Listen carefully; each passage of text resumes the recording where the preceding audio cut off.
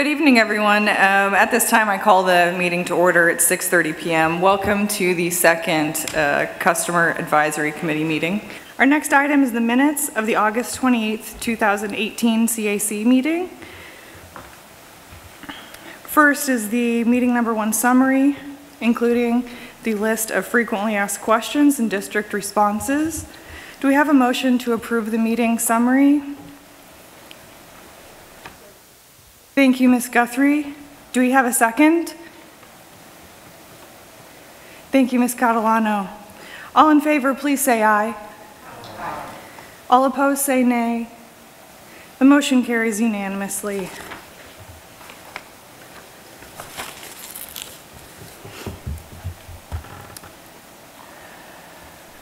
Laura, would you take the first item? I will. Thank you.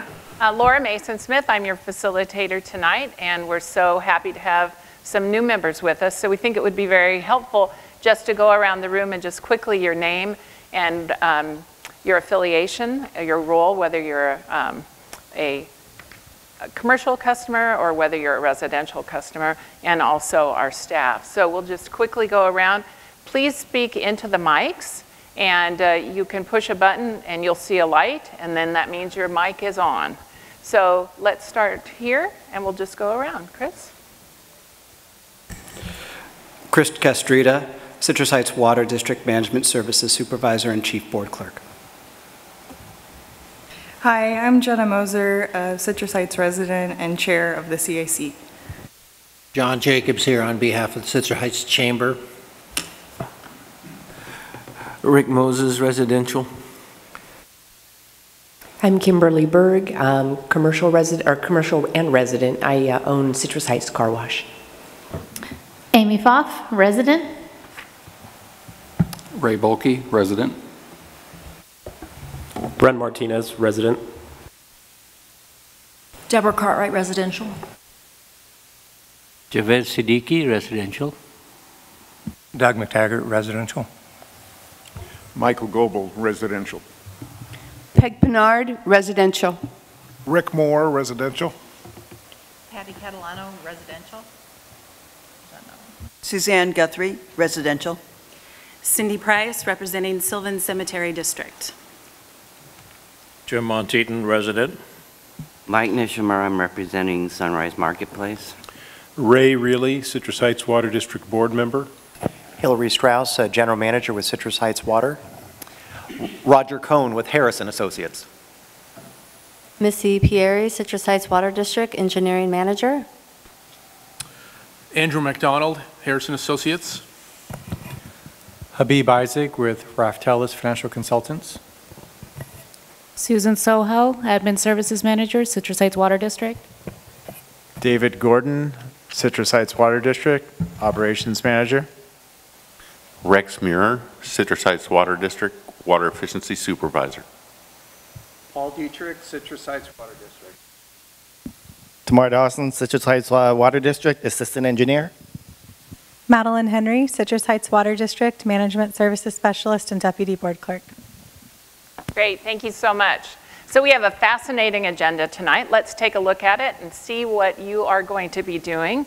The main topic for tonight is infrastructure challenges, the findings from the main replacement process, and costs. So those are the technical memorandums 2 and 3 that you all received as part of your agenda packet.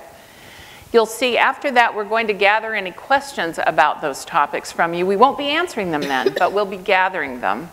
We'll take a break and then we'll come back and hear about basic financial considerations. After that, gathering more questions and having a Q&A similar to what you had last time. So we'll be getting into some small groups, putting questions on the sticky pads. We'll be gathering those and then doing a Q&A. So tonight, and I'm sure Missy's going to be going through it, is again a major building block in this process. So I will turn it over to Missy.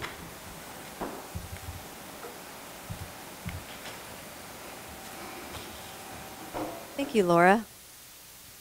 Can everyone hear me okay? Great. So before we get started, I'd just like to go over a summary of where we've been and where we're going to be talking about tonight and where we are going.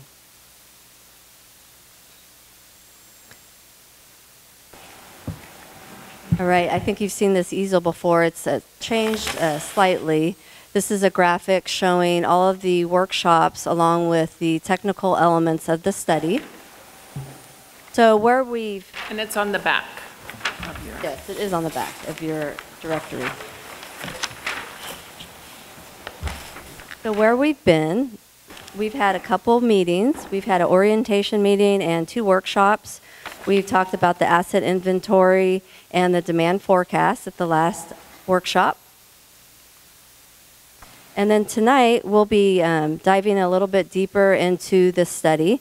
We will be having a presentation. Harris and Associates, Andrew McDonald, will be presenting the technical memorandum number 2, which is the infrastructure challenges.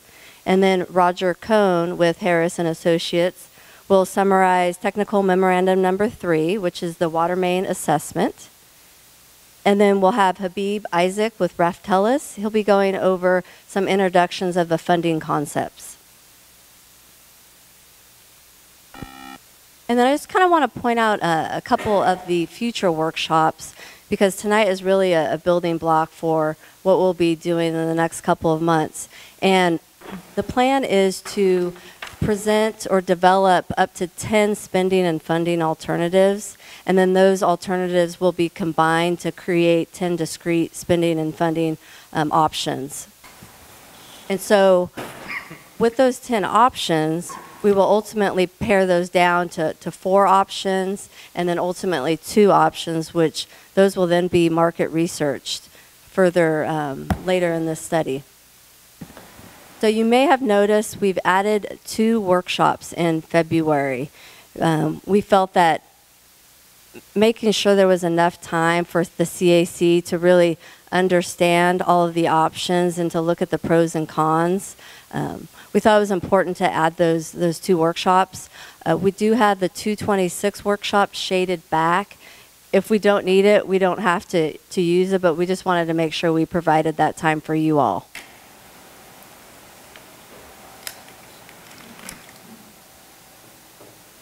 So here's just a summary again of the project scope. The gray items are topics we've already discussed, and then the middle 2, water main assessment and funding strategy. We'll be going over the introduction of the funding tonight, as well as the water main assessment and cost. And then the bottom 2 items, the water main replacement phasing plan and the implementation plan, will be discussed in future workshops.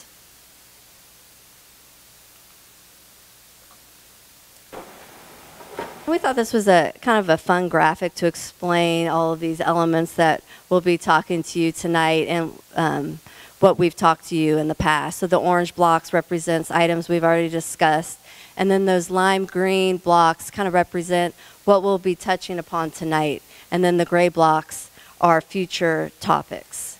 And then we're planning on putting all of these together to create, the foundation for this study. I did not do this graphic, by the way. Chris did a great job. Thank you, Chris. So with that, I'd like to start off the presentation. Andrew McDonald with Harris and Associates will be summarizing technical memorandum number 2.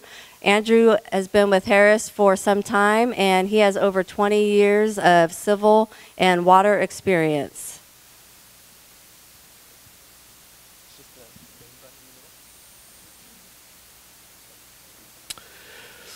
Good evening. Can everybody hear me okay?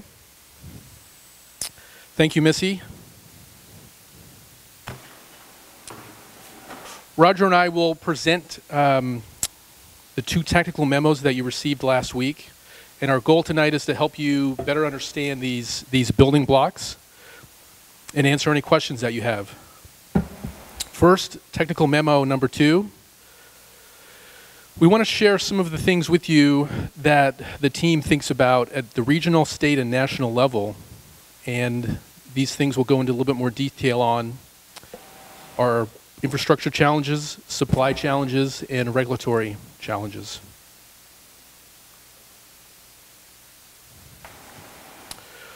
One very useful and often referenced source from a national level is the 2012 report, Buried No Longer. This was produced by AWWA, which is the American Water Works Association. The report describes the state of the water infrastructure integrity throughout the country and on a region-by-region basis. It examines the impacts of population, technology advances in materials, diminishing water supplies, and evolving regulatory environment. AWWA, in its report, had 6 key findings. The first key finding is that the needs are large. Pipelines are the district's single largest asset. They must be maintained and eventually replaced for continued service. The second key finding is that household water bills will go up. The third AWWA key finding is that there are important regional differences.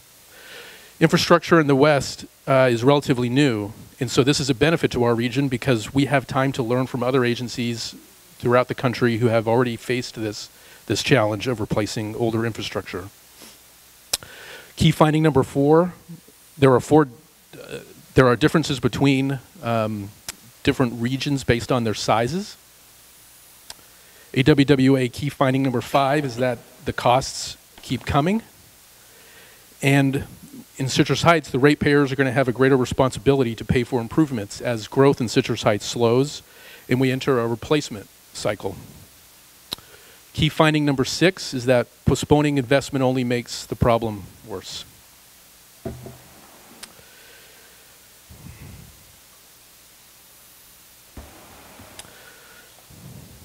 From a supply side, we like to look at availability, reliability, and sustainability. Availability, Citrus Heights Water District has supply rights and contracts from San Juan Water District and has access to groundwater and is part of the Sacramento Groundwater Authority. Very, very available. From reliability, Citrus Heights Water District has emergency connections to surrounding neighborhoods as well as its 6 wells that they own.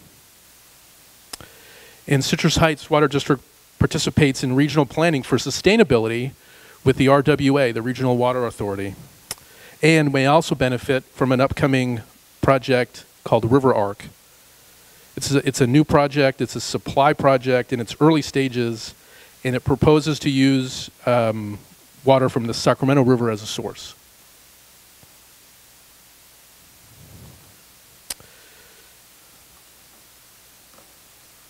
And regulatory challenges, finally, we talked about this quite a bit at the last workshop.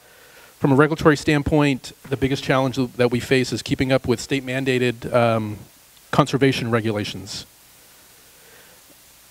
At the last workshop, as you know, we went over the fact that the district does a very good job of staying active and prepared to deal with these efforts. So that's a very, very quick summary of technical memo number 2. I'm going to toss it over to Roger, who you guys know from last time, to talk about technical memo number 3.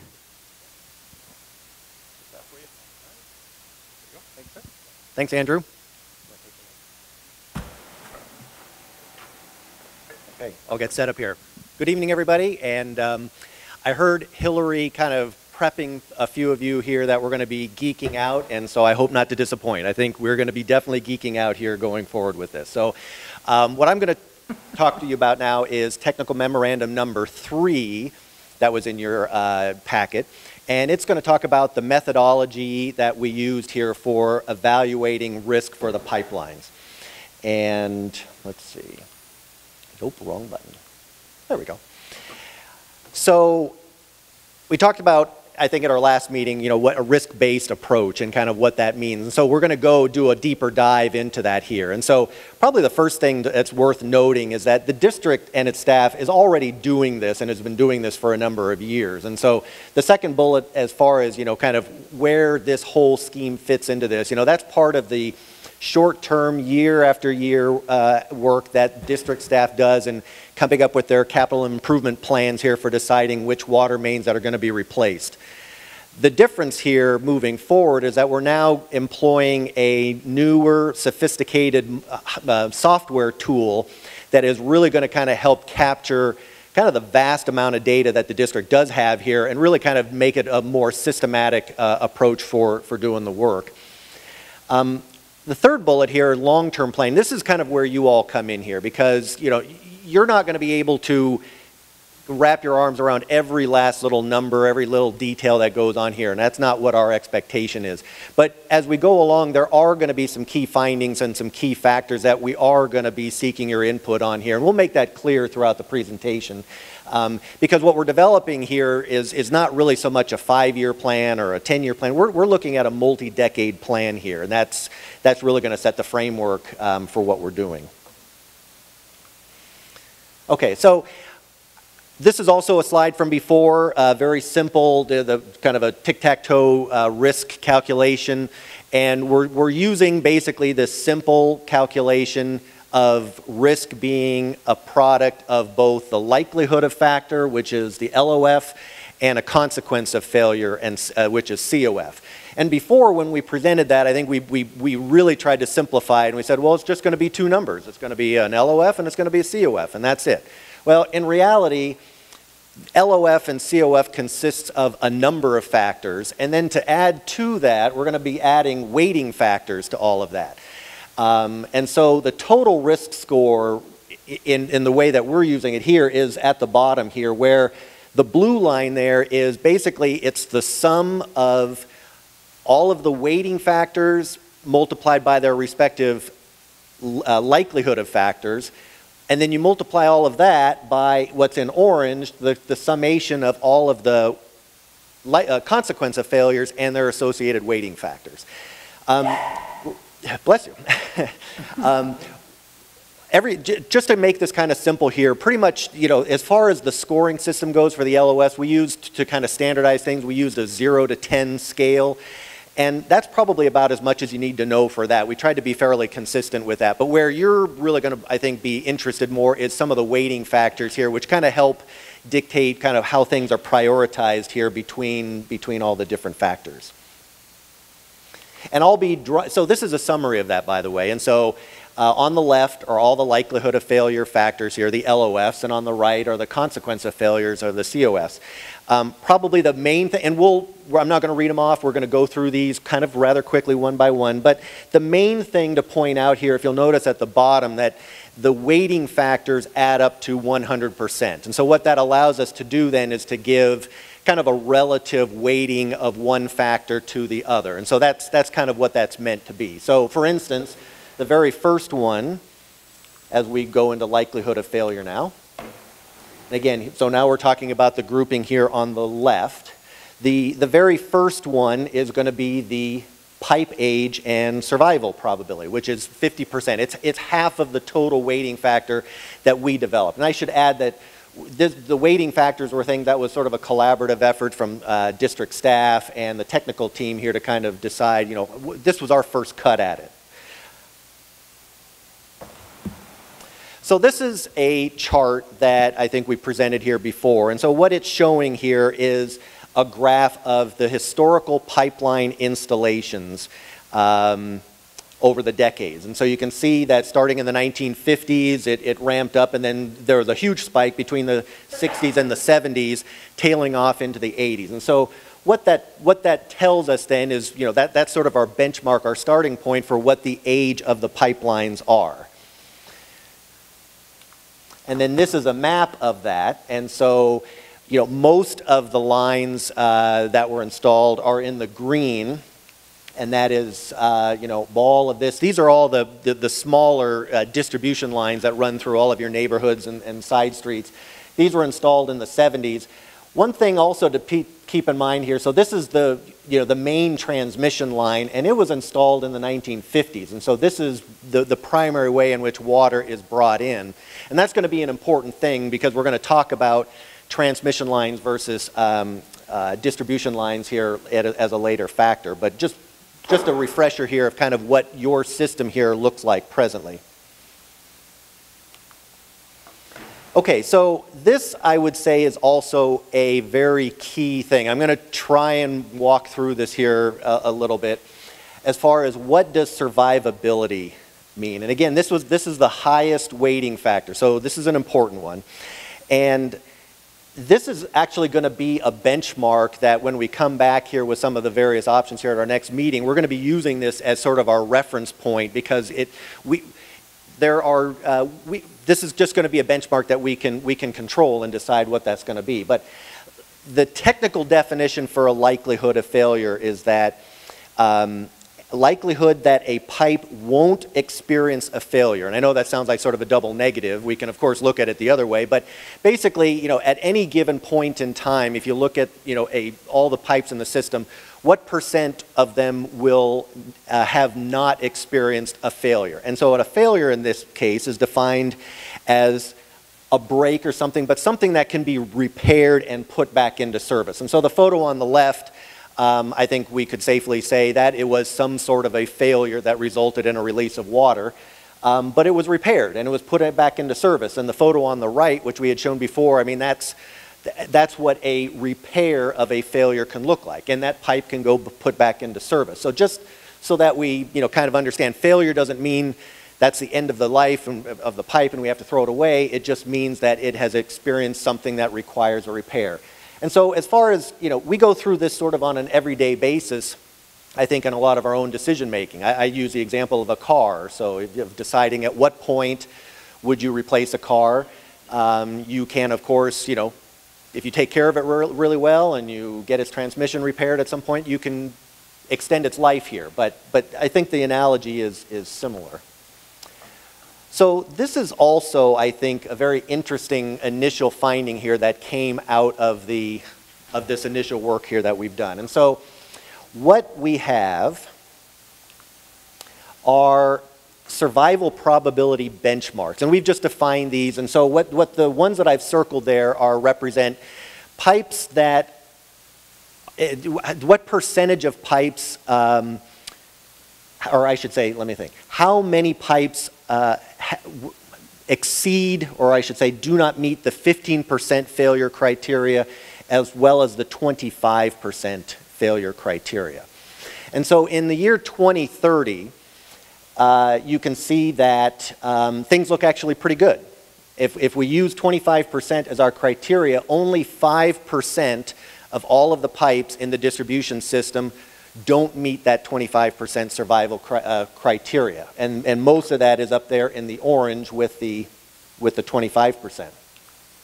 But in the year 2065, that number takes a dramatic jump. And if you think back on that graph where the pipes, how many of the pipes were installed in the 60s and the 70s, in the year 2065, those pipes will be in the order of 90 to 100 years old. So really kind of getting near the end of their statistical life.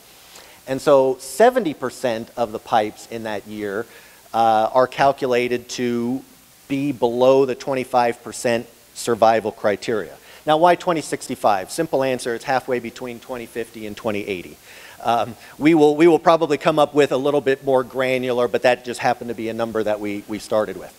The 70%, I should point out, also assumes that the district continues on its current rate of main replacement that it's going right now. So which is a natural assumption, but that's still a very big number. Okay.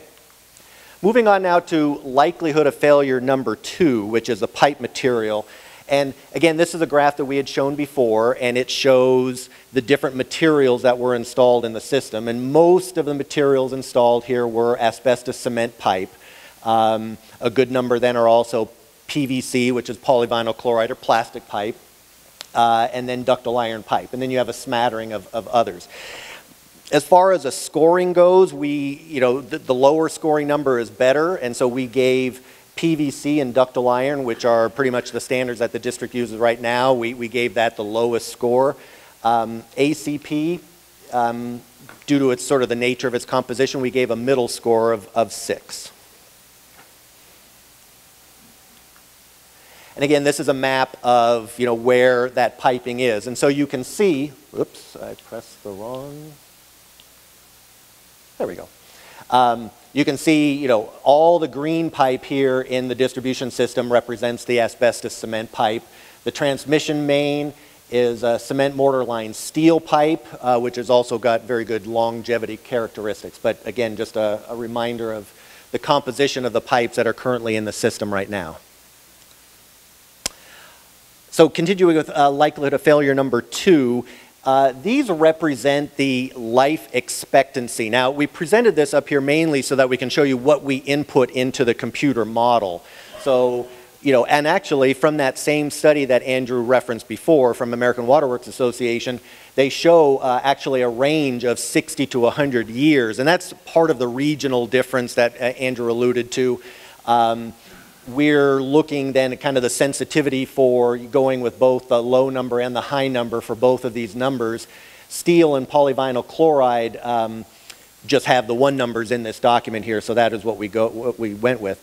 But again, wanted to remind everybody that life expectancy is not the same as statistical probability. Life expectancy suggests that if a pipe is 70 years old, at the end of 70 years, you have to throw it away. It's done, it's finished. And that's, for pipes, that's not really the case. It's more of a statistical probability for how likely is that pipe to be able to continue to serve its function, which is deliver water into the future. Survival probability, yes. Okay. So likelihood of failure factor number 3 was pipeline vulnerability, and we gave that a 15% weighting factor.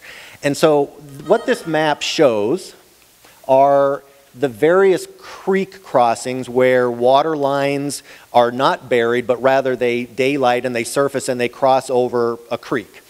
They are either freestanding, which this is an example of that, where it's independently supported. It's not, you know, versus a bridge supported crossing. So these are along, in fact, I think this photo here was taken at this location right there.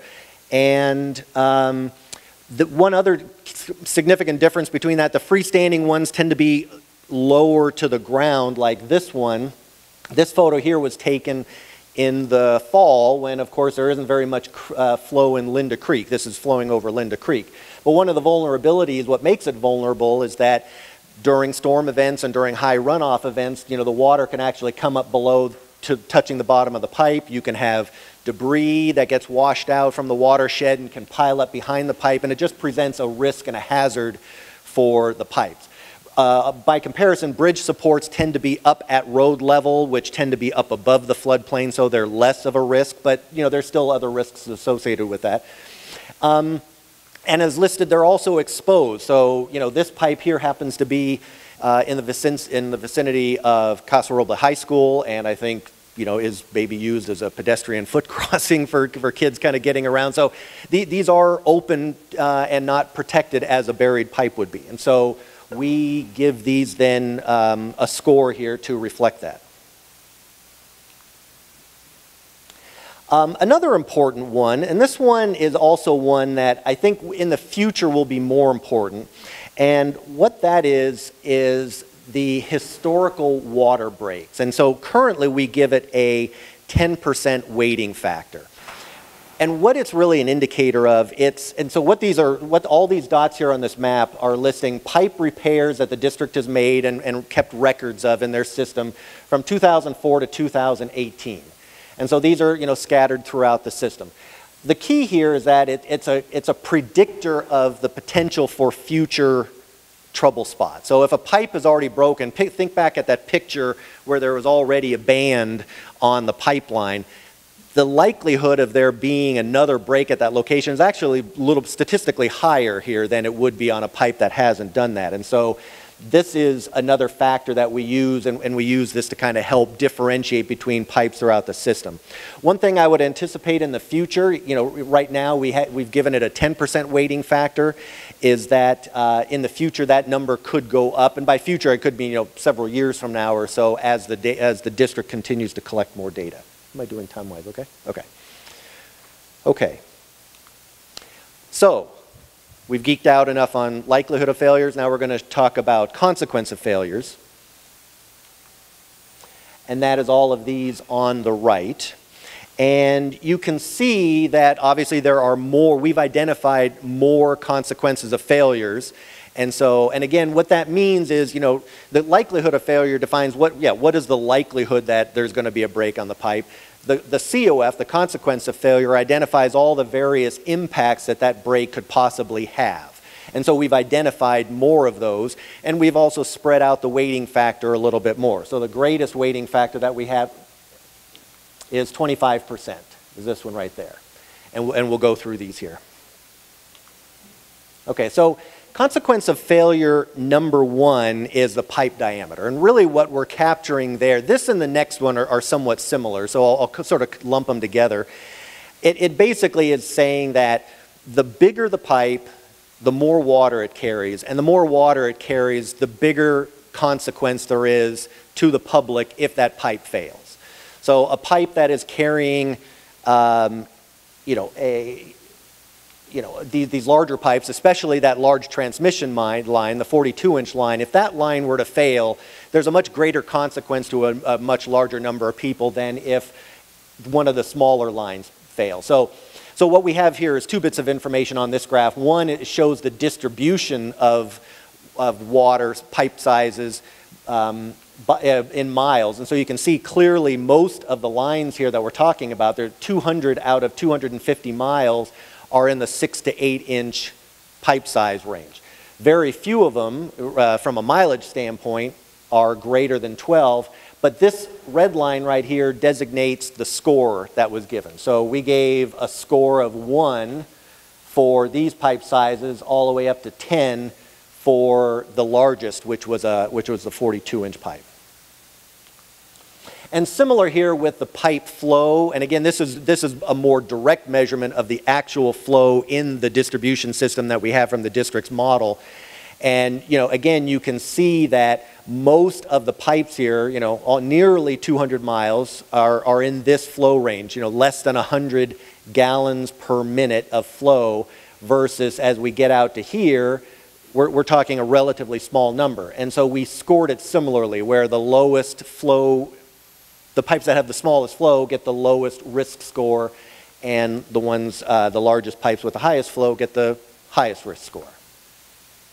Okay.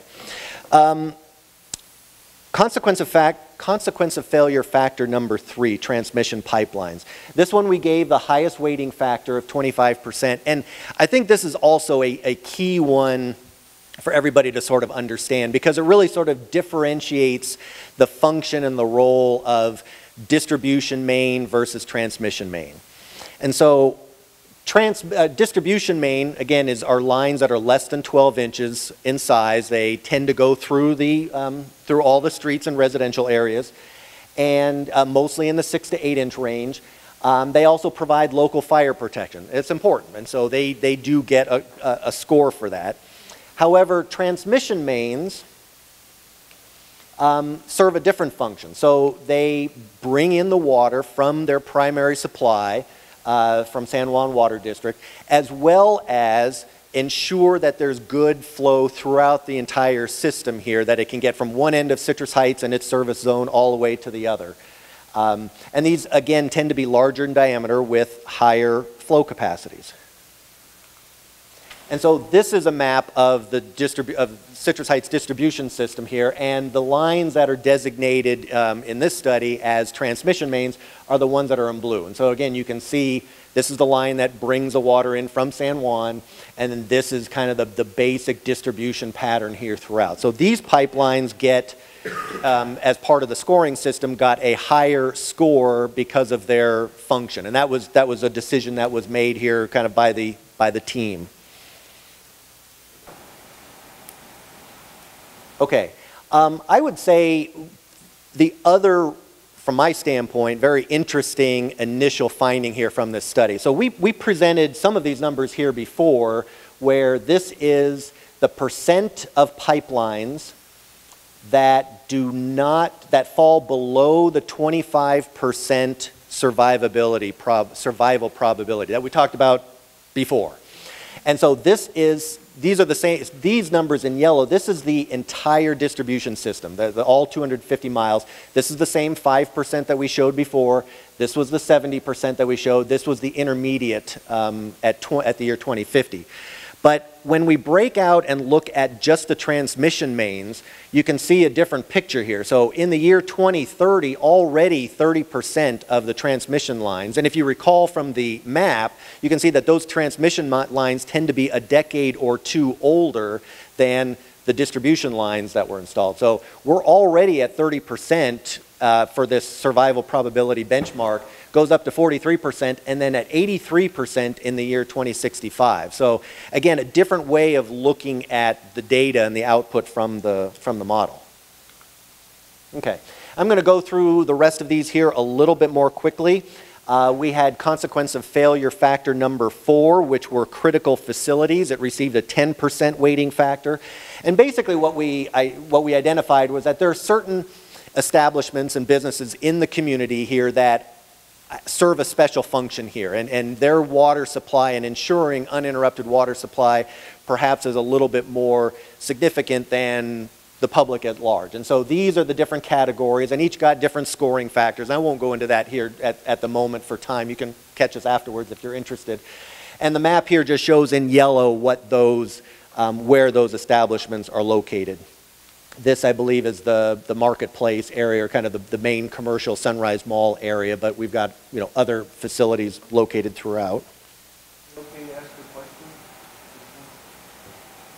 A question of clarification, because we will be capturing questions after, but.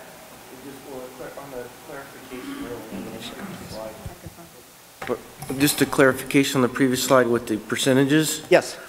Is that 83% based on we did nothing with the 30% in 2030, or is it based on that we repaired something in 2030? Richard, that's a very good question.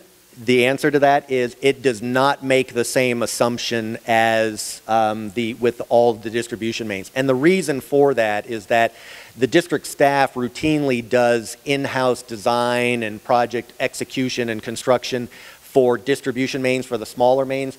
The larger mains, those are going to be much more complex, whether it's a river crossing or so, and so those require more expertise. That's going to require sort of a different program to get those done. And so we did not make that same assumption, but that's a very good observation. Okay, consequence of failure factor number 5. So we're back to creek crossings again. Why is that? Well, in addition to the risk of the environment on the pipe, we're also concerned about the risk of the pipe and the water to the environment, because these pipes carry chlorinated water. Granted, it's not a very high chlorine concentration, it's definitely sufficient for drinking water, but it does pose an environmental hazard if that pipe were to fail and release large quantities of chlorinated water into the environment. That becomes usually a finable offense here by the state. And so we basically created its own consequence of failure here for these locations here in our scoring. Consequence of failure factor number 6, high traffic areas. And really what we're acknowledging there is that making an emergency repair in a high traffic street like Sunrise or Greenback or you know, the streets listed here, both terminal routes, which are kind of the highest traffic, you know, high truck traffic, as well as multi-lane, you know, streets, as well as local arterials listed there. But making an emergency repair requiring shutdown and the impacts is going to have a much greater impact to the public at large in a street like that as opposed to residential. And so that's why we came up with a different scoring factor for those particular locations. Consequence of failure factor number 7, difficult access. So I believe at our previous meeting, and we'll repeat it here, the map here shows where water mains are located in backyards or private property, and therefore are going to be more difficult, not only more difficult to repair, but if there is a failure of the pipe there, has a greater potential for damaging private property, you know, people's structures and homes. And so we identified these pipelines and also gave them a weighted score to reflect that added risk associated with those locations. Okay, so after all that geeking out and all of the number crunching, and I don't think we blew up any computers, I think we did consume some Red Bull, this is what we came up with. And you're not expected to read this. What this represents, this is a screenshot from a computer model output. I'm not sure exactly how many lines there are here, but overall there are nearly 15,000 individual line items for every pipe segment in the system. And we do this for every year that we do the analysis. We do that for 2030, 2050, 2065, 2080. We'll do that for some intermediate years as well. So we generate a lot of analysis. But what it really boils down to is the COF. So all those factors to the left of that blue are all those individual LOFs. They get added up into the line in blue, the column in blue. And then we do the same thing for the likelihood of failure in orange. We multiply those together and we get the total risk. And we get that for every one of those 15,000 segments in the system. So with that, and then we order those and we prioritize those, kind of rank those based on risk. Okay, so with that, I'm going to turn that back over to Andrew to talk about the costs.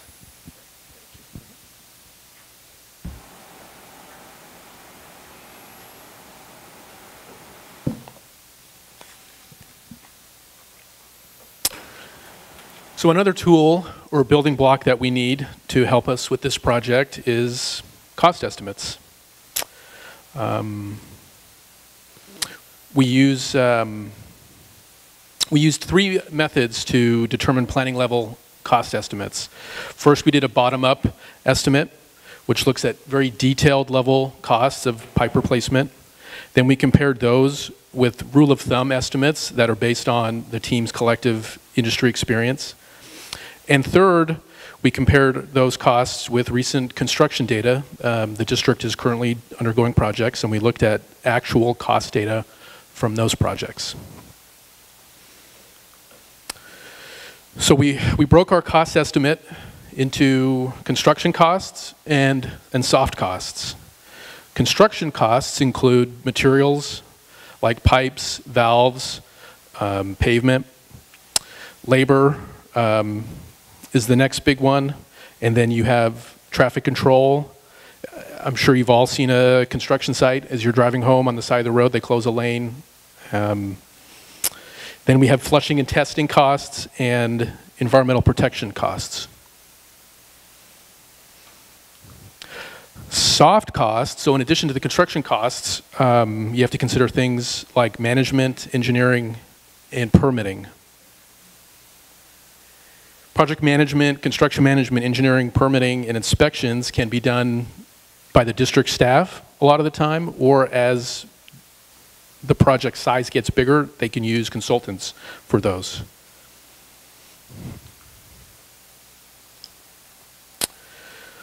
So once we have our planning level estimate for project quantities, we use a tool called the B&I Cost Book. It helps us estimate unit prices. The Cost Book has been an industry tool for over 70 years. It provides national averages and a geographic multiplier to adjust for regional variations. It gives us cost of pipe, bedding sand, valves, pavement, everything. And so once we have those, as I mentioned, we also then compare those with our rule of thumb costs and construction projects that Citrus Heights has recently completed. And so to get a handle on the total project 2030 costs, we first want to look at total system costs. Project 2030 may replace close to all the existing improvements depending on what we decide to do, and depending on what the planning period we come up with is. So this summary is detailed in Table 313 in the technical memo. We estimate the total cost in 2018 dollars for system replacement is $540 million. And you can see what that includes. One of the interesting things, we'll talk about transmission mains again just for a second. You'll see that transmission mains have that small percentage of the total miles, but have a much heavier cost. And some of the factors, you've already heard these factors, but some of those factors, construction costs applies the same. Large diameter creek crossings and difficult to access increase the cost per mile of those large transmission mains.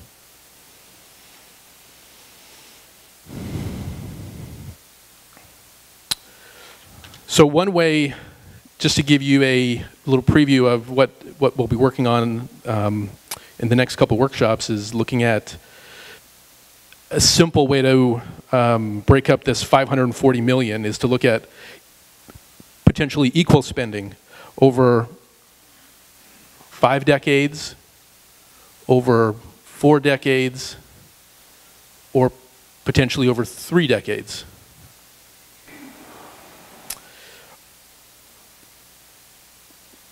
One other thing to note, districts' current spending per decade is about 20 million.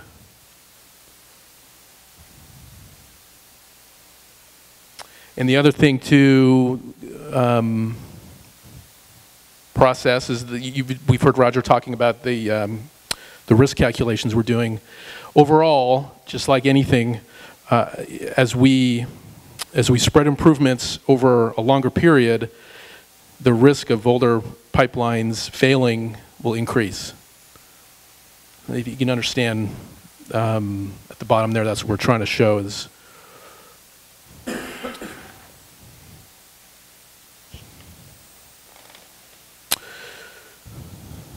So with that, I think we're almost at a break. We're going to pick up after the break with a more detailed basic financial considerations, and that will help us develop additional spending options. And I think Laura and I, we're going to gather some questions. Yes, we are.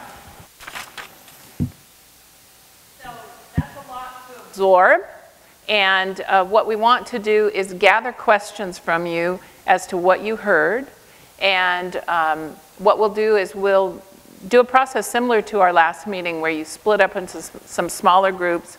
You'll see that there are some Post-its, large Post-its there, and a felt tip pen. If you use the pointed end of the pen, you can write on this your question. And what we'll do is we'll gather those now, and then we'll come back after the break and look more at funding considerations. We'll gather questions on that part of the presentation. Then we'll answer all the questions at once. So let's have you split up into some smaller groups. And so this would be a group of 4. And Richard, we have this. This would be a group of, no one, okay. This would be a group of 4, right here. Another group of 4. 4 here. 4 here. And looks like 3 in this group. So please take 5 minutes, identify any questions that you have based on what you heard. It could be questions of clarification or any other kind of question. Just if you would please put each question on a separate sticky, and then you can leave them right there. I'll capture those, we'll post them up here, and we'll take a 15-minute break. So get together in your small group, come up with any questions, and then you're free to start the break. Okay, let's keep going and head back to our seats.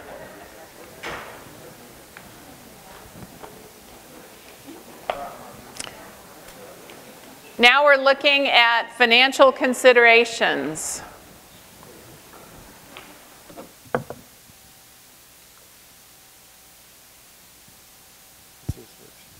Good evening. You guys can hear me okay? Habib Isaac with Raftelis. I am a rate consultant, and I work up and down the state with quite a few agencies and cities that have water and wastewater enterprises. So what I do as part of my role with agencies is I help them with their long-term financial plans of making sure that the enterprise or the utility could be self-funding and pay for all their operational costs and improvements. But it's not as simple as, let's just take the cost, divide it by the number of customers, and call it done. If we did that, in this case, we would be doubling your rates. So we had to be a little bit more creative and come up with what are some viable options available to tackle this significant amount of project and cost. So what I'm doing today on this side is, I'm not going to get too much in the weeds in terms of how we're going to fund everything, but what I want to do is give you an overview of the things that I look at or that need to be considered when we're looking at how we should fund this type of project. So we're going to go over, in general, the capital costs again, the spending options, funding 101, things that we look at in terms of how to address these. I'm also going to talk about debt financing and what are the pros and cons to that. In some cases, when I go to some agencies, they view debt as a 4-letter word. I don't want to hear about debt. We're not issuing debt. But then other agencies look at debt as a way to leverage their revenues to then also generate some more equity between existing customers and future customers. And then ultimately what I want to get to is talk about, on the engineering side, there's a lot of information. And by the way, I have Cliff Notes. There is going to be a test at the end of the session. Remember the LOF and COF rankings and the numbers. Number 7 was tricky. And then some funny metrics, kind of like big picture things that we're going to try to leave with you that when we come back, though this ending metrics, we're hoping will give you good information to be able to differentiate between many, many options available. So with that, current capital spending averages around $4 million a year. $2 million is related to the mainline replacements. This is of the Citrus Heights Water District. Citrus Heights Water District, it's not a huge district. The revenue is around $18 million, $17 million on an annual basis. So the numbers that you saw in terms of even over 50 years, it was around $10 million a year. I mean, that's more than half of the amount of revenue that's being generated today. So one thing we're going to look at is what about ramping up now versus waiting until 2030? And then also one thing we're going to have to look at looking forward is that there might be time periods within this spending plan that the spending peaks because there's certain things that have to be addressed during a certain area that where you just can't spread it over the average cost every single year. But ultimately, it's a significant amount of revenue that needs to be looked at today. And what we're going to try to be doing in terms of understanding this and absorbing it a little bit more, a little bit easier, is that we're going to have spending options, which is how much do we have to spend each year or in certain years in terms of the engineering side, and that's reflected with these yellow puzzle pieces. And then the blue pieces are the funding options, where do we do 100% just cash on hand? Do we consider having some debt? Do we look at maybe going out for a measure and having part of this on the tax bill? There's many options that you could consider. And then what we're trying to do is fit those spending options with different funding options. So then that generates quite a few permutations that you can have. These. And so, Habib, I believe everyone has one of these in front of them, so in case you want to refer to it. So I give you a quick example. One might be spending number 1, which say over the 50, we're going to do 50 years, is around $10 million a year. Funding option 1 might be no debt. Funding option 2 might be let's do debt financing for 30% of the cost. Funding option 3 might do let's do debt financing plus let's start thinking about putting money aside now and not wait till 2030. So we're looking at the spending option, the first spending option, but we have 3 different funding options available. So that's something we're going to get into as we go into the next workshops. And I want to give you more clarity on the information you'll be looking at today. So a couple of things. When I'm looking at a financial plan, one of the most critical things when we're looking at long-term success of a utility is, do they have a detailed capital plan? Do they know their capital costs? Because I know when we go up down the state, there's a lot of discussions about staffing, salaries, benefits, pensions, but really the biggest cost driver of any utility, water or sewer, is capital. And those agencies that have the least amount of revenue increases are those that have a very good capital plan in place and are funding their capital. Because then they're not getting that many increases for emergencies, or they're not maxed out on their debt capacity because they can only issue debt to address capital needs right away. So capital is very important. So the more detailed capital plan you have, then the more stronger your financial plan is. You catalog capital based on priority needs, so critical assets versus ongoing repair and replacement. To correlate that to the engineering side, they look at risk factors. So there's going to be certain main lines that need to be replaced right away, and certain main lines, transmission distribution, that could, wait a little bit longer. So one thing we can look at is maybe we address all the critical assets right away with a bond issue to remedy those as soon as possible. And then another thing is to identify construction time and useful life. We determine short-term need and long-term needs, and typically that threshold is 5 years. So funding 101, develop funding strategy for water main replacement. One thing we have to look at is financial sufficiency. So it's not just this mainline cost that we're looking at. We also have to consider what are the operational costs that are going to be required in 2030, because operational costs of today aren't going to stay static. There's going to be increase in water supply costs, in energy costs from SMUD. So there's a lot of things.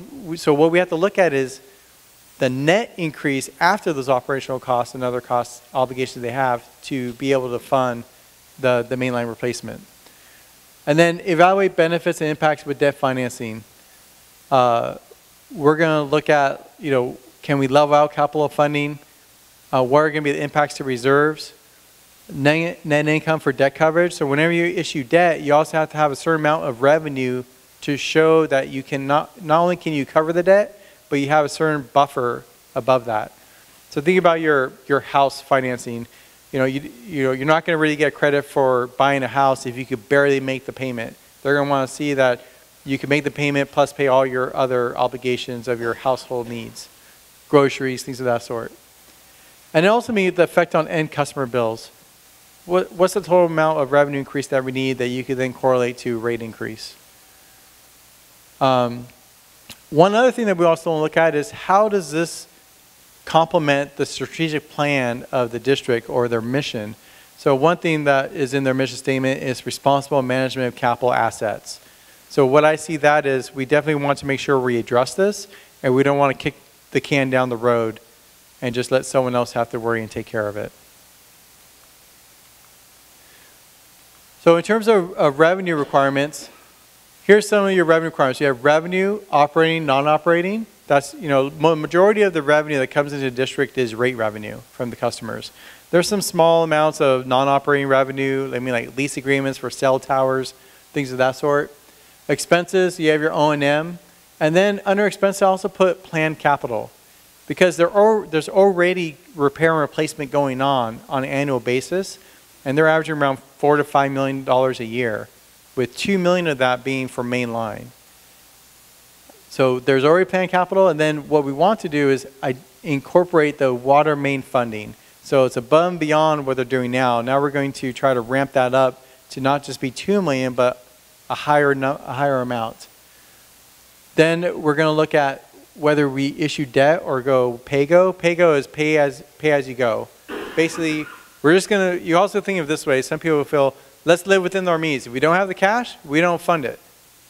But that's problematic because it'll be very difficult to pay your home off in day one, right? So there's some instances where debt does make sense, such as a home purchase.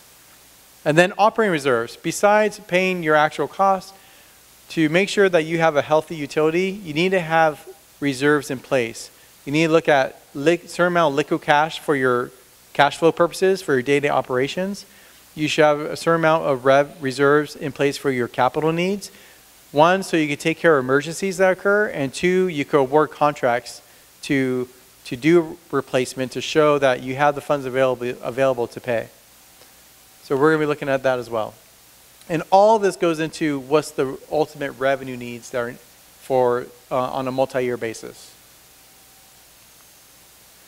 So I'm going to give you a quick example of this. So here's capital improvement plan. What this is showing in the orange is the planned capital.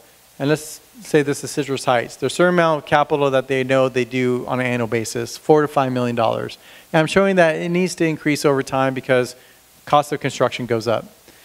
Then the green bar is additional funding for water mains. Now, it showed in some of these examples, again, I'll go with the 50 years, 10 million a year. I'm not showing that we're now going to increase it 10 million by 10 million in the first year. That wouldn't be palatable. It's not possible. It would be rate shock to customers. So this is showing that we're ramping up, and that black trend line on top, which one is the, there. This is showing where you want to be. Right? So we need to find a way to get to where you want to be in a measured approach that makes sense and is possible. And then besides that, we also have to look at the other side of the coin in terms of reserves. We don't want to fund all this on a pay-as-go basis, which then means we're dipping into our reserves to fund this capital. Because ultimately, you're not going to be in a healthy situation. So I want to then show you the same example when we introduce debt. This gray bar shows a bond issue and a bond issue to fund a portion of that. And what that does means now you have bond proceeds to fund the capital, which means you're not using liquid cash coming in from your rates, which then allows you to keep it in reserves to show that you're healthy. So this was showing the same amount of funding, but now we're going to introduce debt, which then means you're just making the debt payments instead of say of $1 million instead of funding the capital plan of $12 million. And then that allows you to keep your reserves healthy ongoing. So that's just a very simple example to show you. So when we're looking at debt, and I'm not saying we should issue debt, I just want to give you information of what I look at and what agencies consider when looking at debt. So with debt considerations, here's a couple of things to consider. One is capital facilities are critical and needed right away. There are some agencies that are barely making it on their obligations, that they almost have no choice but to try to get loans and try to issue debt to fund their capital needs. So if it's critical and needed right away, then that's a good reason to issue debt. Another one is the liquid cash that you have available is not enough on its own to fund the capital needs. So that's probably an example of what we're looking at here with such a significant project. Also, one might be that you have plenty of positive net income that goes into your reserves. You have positive cash coming in every year. So in that scenario, you have plenty of cash available to show that you have credit worthiness, that the bondholders would say, yeah, we're more than happy to lend you money. Also, you could play the market. It might be very low interest rates at a certain time period, like such as right now, that then you leverage the market and go with the low interest rate that exists today. Also, another reason, you might be funding capital that has a very long useful life. So these transmission and distribution lines do, storage facilities, those have very long useful lives. I believe with the transmission distribution, it's anywhere from 70 to 100 years. So one thing is it fair to cash fund all that now, which then basically means the ratepayers of today are funding all of it, even though you may not be here in 5 years, 7 years, and there's going to be new customers coming in that then didn't have to pay any of it, even though they're going to benefit from it for the next 70 years. So one other reason to issue debt is based on what type of capital you're funding. Like I wouldn't fund, trucks or equipment because that's more like a 5-year thing. You could achieve intergenerational equity, which means not just the ratepayers today, but ratepayers of tomorrow and the future also contribute to it by paying the debt in those later years. So what are some advantages of doing pay-as-you-go? So with pay-as-you-go, the advantages you have, you aren't going to pay any interest charges. So you're really just paying the cost of construction. Granted, construction costs will inflate, but you're not paying additional interest costs, which then overall makes the project cost that much more. You eliminate the cost of issuance. Whenever you issue debt, there's cost to issue that debt with the underwriter, bond counsel. So there's myself to do an analysis of showing that you have enough revenue to cover it. And then typically, a lot of times, you also have to issue a debt reserve for the bondholders to have security on what they purchased. Lastly, there's no bond covenants to satisfy. That means you have more local control. What I mean by that, every time you issue debt, what I mentioned, they don't want you to just only have enough revenue to cover the debt. They want you to have 20% more than that. So sometimes you have to increase rates just to show that coverage ratio that they want. Projects only funded with cash that is available. So again, that's looking at if we don't have the cash on hand, then we're going to live within our means. And then there's a reduction in admin costs related to complying with bond covenants and certain things you have to go with. Disadvantages. Now, if you only doing pay-go, if your capital costs spike, your rates have to spike. Okay, so if there's some huge project that's coming online that has to get done, you can't really spread it because it's something you have to get done in 2 years, then your rates are going to increase for that. Capital may need to be deferred due to liquid cash. So we live within our means. If we don't have the cash, then you're deferring capital, which then means you're increasing your potential for emergencies. Existing customers absorbing the entire burden. Inequity between existing and future customers. And then also other needs are not addressed because of how significant some of these capital costs are. You're putting all your eggs into funding this capital cost. That's a huge number. Again, thinking about it as paying off your home loan in 5 years. Are you going to be able to, fund maintenance on your car? Are you going to be able to buy a new car? Probably not.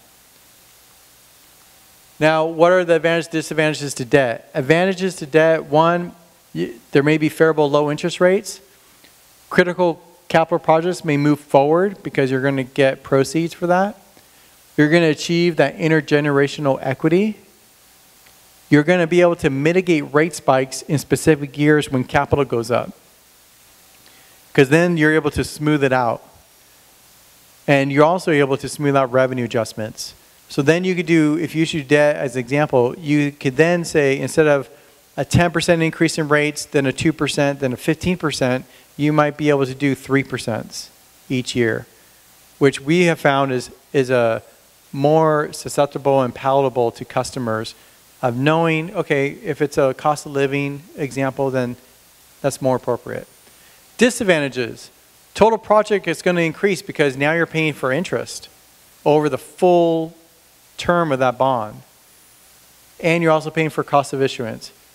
Bond coverage requires you to have additional revenue collection above what you need for your expenses, just to show that coverage ratio. Incurring debt may not be an option politically. I know the district here, they're very sensitive to issuing debt, which is great. And they've been doing really well without having to issue debt. So in some cases, I've been where debt is not even an option. But when debt is not an option, most of those agencies have a significant amount of reserves built up already.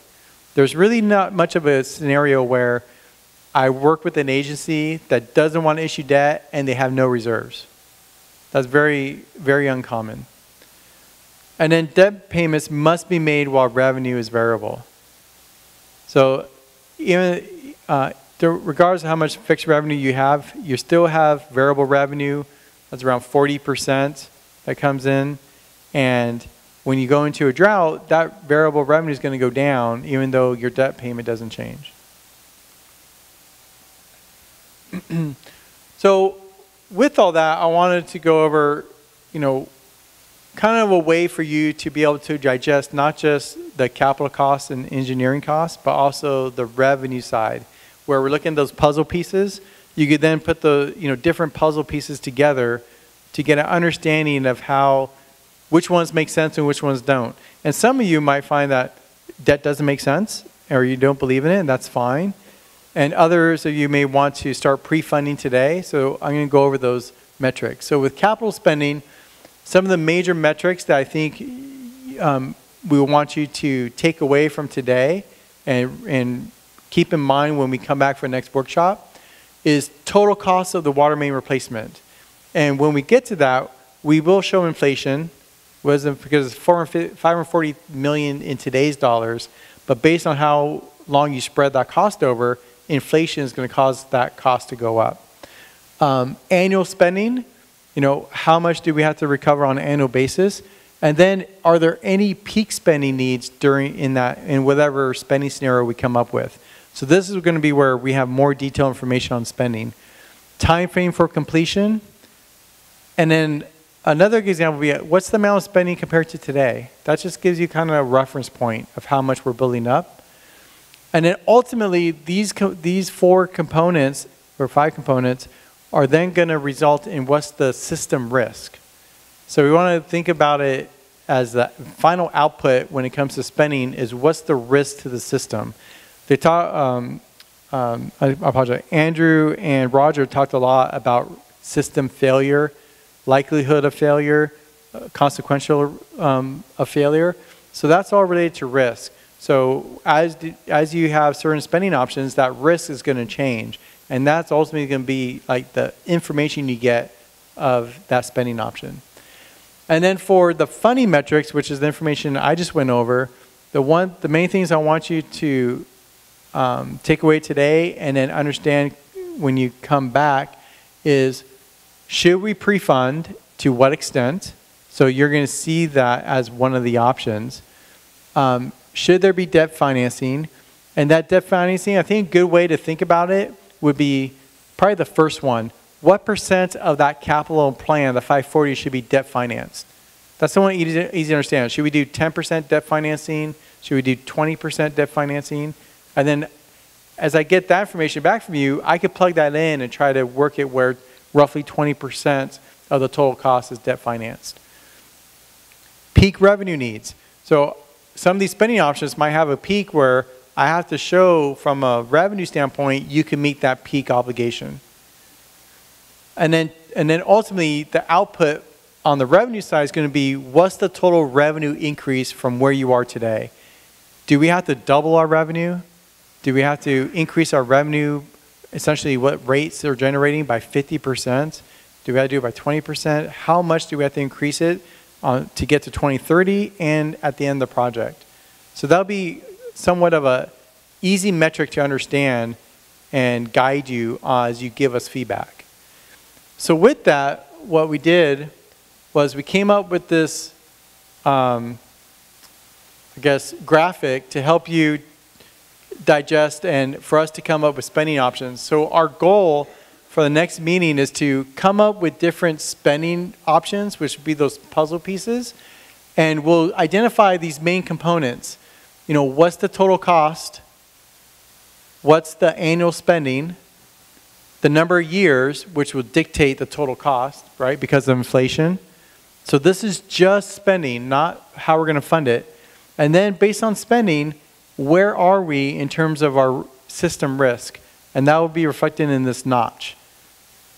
So as example, if we go out 50 years and we do bare minimum, our system risk is going to be more on the left side versus if we did everything and got it all done in 30 years, it'll be more on the right side.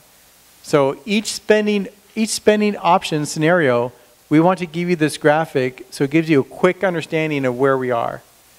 And then I want to be able to give you the funding metric where we're going to show what % of debt is funded, what % of this cost is funded by debt, how much are we going to pre-fund?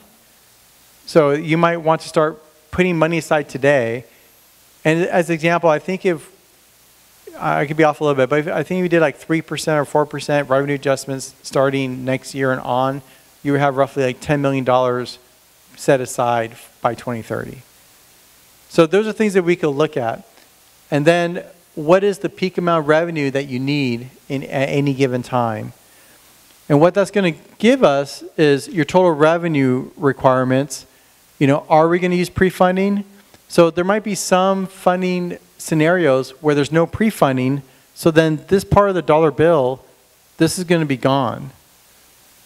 There might be a case where there's no debt, so then this will be gone. But we're going to show this as, here's your current revenue, and then the components that make up for the capital spending. So what we're hoping is that because there's so much data being downloaded to you, that this is a little bit more easier to absorb as when we get into more specifics of giving you 10 spending options, and then here's 10 revenue options, and you could put them together, and then we could put them together here, and then maybe you could cancel some of these out really fast, and then ultimately we're going to come up with some, maybe 4 or 5 viable ones that are going to be considered to try to dwindle down into 2. So with that, I want to open up to any questions that you may have to my portion of the presentation, or in general to this entire session. Thanks, Habib. So the way we will do this is to, again, for you to get into your smaller groups, use your pens and your Post-it notes, come up with any questions regarding this part of the presentation about funding options and funding considerations. And then we will answer the questions you just came up with and these questions, and then if there are more questions, we'll add them to the mix. So let's take 5 minutes, get back together in your small group, and then we'll gather those questions and start answering. And Laura, I'll walk around too in case you might have a specific question for me to help you generate your question. Very helpful. Thanks. Okay, let's keep going, and we'll have our presenters come up and answer questions. And we'll start with your initial questions from before the break. I'm going to start with this one, and I'll read the question first, try to make sure I understand it, and then do my best to answer it. Are the replacement costs projected based on 2030 numbers, or do they project for future cost increase? So the 540 million is in 2018 dollars. That's a typical way to cost things. When we do the financial analysis, though, all of the tools of inflation will be built into the financial analysis. I'm going to jump over here. It's a very similar question. Will inflation be factored in, I believe is the question, and again, yes, it will. This question, maybe I can get some clarification on it. It says lots of pipe for only 540 million. I don't know if there was a question there. If anybody wants to clarify that. Otherwise, I'll just confirm that, yeah, the total cost estimate was 540 million based on 2018 dollars for the entire system. The third one on here is, will there be increased district costs for, in parentheses, new employees, et cetera? And yes, that is definitely a consideration as the district goes from doing about 20 million per decade to considerably more. They are going to need more staff to manage those projects and help deliver them. They can either do employees, hire employees to help with those projects, or use consultants, or a mix of both. That's my question. Is that part of the 530? Yes, it is. It's one of those soft costs. So project management, permits, inspections, engineering was that about $100 million estimation for those soft costs related to construction costs, but not specifically derived from construction items. Yes. But then those costs will remain at the end, so they're not built into just the system itself. They're not actually over in the build the new system employees. They are new, be with the water district employees. Not necessarily. There are a lot of different ways to hire employees through short-term, and some of these projects would not be short-term projects, but I could easily see hiring a project manager for 20 years to manage projects for 20 years. Does that answer both your questions? And then I'll just jump to this one and let somebody else answer. Is there peer analysis for the study? This is a great question and a great thing to ask. We will be consulting both formally and informally with surrounding districts, sharing our results, gathering feedback. It's a great asset to have good relationships with surrounding water districts. And so, yeah, we will be doing those things. So who's next? Roger?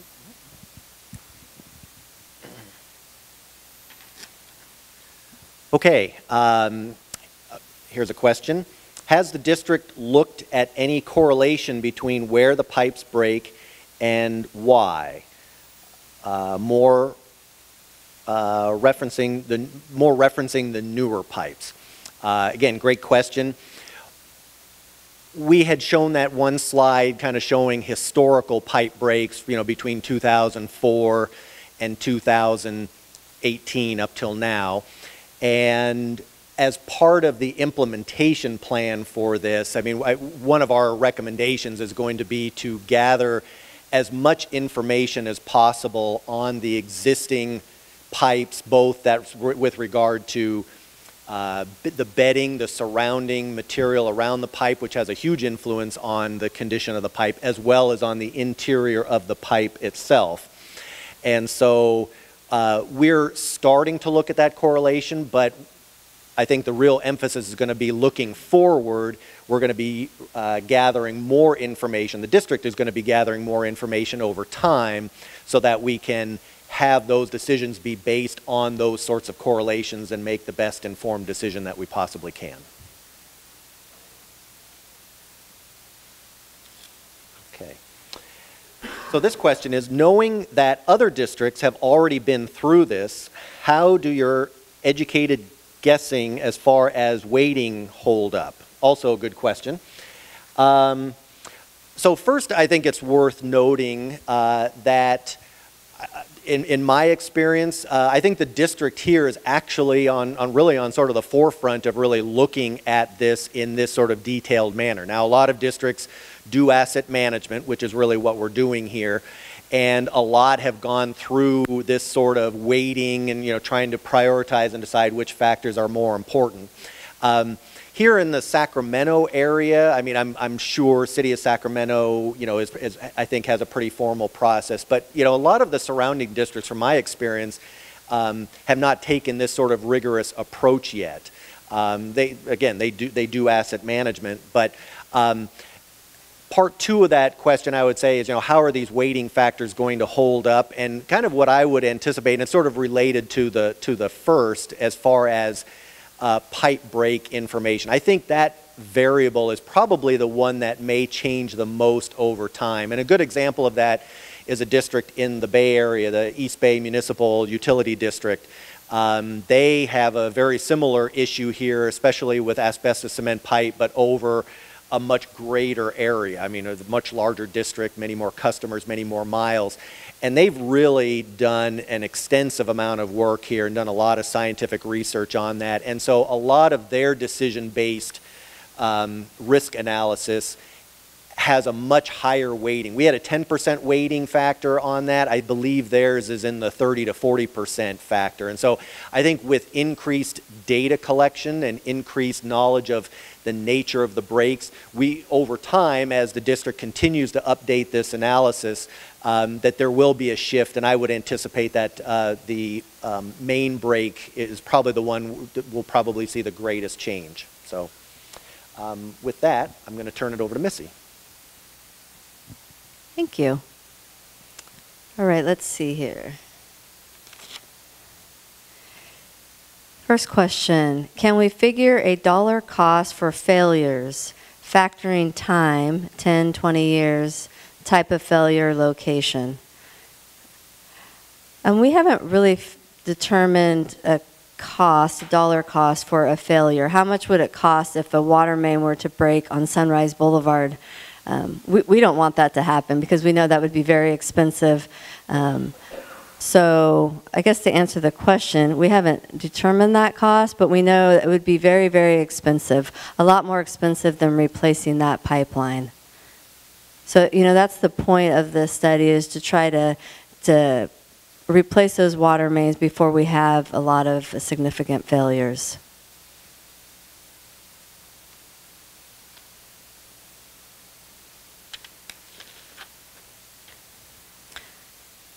Next question. Has there been any research into a different delivery system instead of in the roadways? So as far as research, the district has not done any specific research, but I've talked to some CAC members, and there is research out there. We will do some further research on that to determine if the roadways is the most appropriate place for water mains. Keeping the water mains in the roads, in my mind, is a good option. The only other alternative really is underneath the sidewalks, as was indicated, and that is a possibility. But to put the water mains in people's properties, in their front yards or in their backyards or along, open space, that leads, there's possibilities of damage to those water mains because people plant trees, they put up walls, access is difficult. So putting it in the roadway is, we have that right of way to do that. It is more expensive though, because you do have that pavement replacement and you have to deal with traffic control. So, we will certainly look at other options for placing water mains in other locations. Go ahead, if you have a question. From in the sidewalks to back into people's yards, which kind of diverted the whole intent of what my question was. The sidewalk is only a few feet from where the roadway is, and it is still public property. Yep. So the reason I raise this is that on an international basis, people are looking at cheaper ways to do delivery of water systems. And one is not to put it in the roadway because it is absolutely the most expensive way to put it in. And secondarily, then your maintenance costs, it's the most expensive way to maintain it if you have a break, for all the reasons that you just stated. So my question is just to broaden it. It doesn't have to be an all or nothing at all either. It can be partial. Here's a great opportunity for doing it here, maybe with a thought to where this might go in the future. But if at any point where you can keep your costs for installation and your costs for maintenance down, I think those are some things that should be looked at. Agreed, and appreciate that. We will certainly look at that moving forward. We are trying to reduce costs, so that is a great suggestion. Thank you.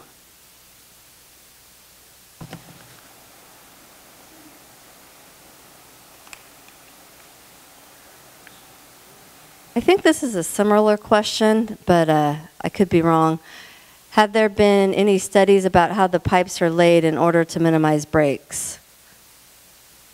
No, that also came from our group. That wasn't a similar question. That had to do with one of the points that you were making about the bedding and the load and the amount of traffic and weight loads that are being asked for our pipes to endure.